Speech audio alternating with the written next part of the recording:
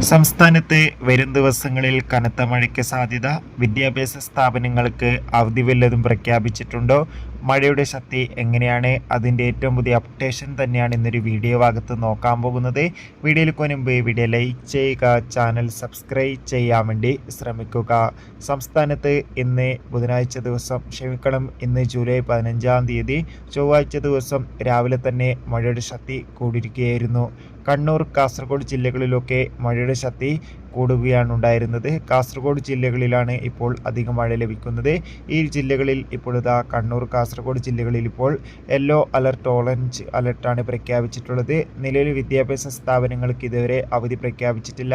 ഇനി നാളെ അവധി വല്ലതും പ്രഖ്യാപിച്ചാൽ ആ ഒരു അപ്ഡേഷൻ നമ്മുടെ ചാനൽ ഭാഗത്തിലൂടെ നിങ്ങളിലേക്ക് എത്തിക്കുന്നതായിരിക്കും. അതോടുകൂടി തന്നെ വയനാട് ജില്ലയിൽ മഴയുടെ ശക്തി കൂടുകയാണ്.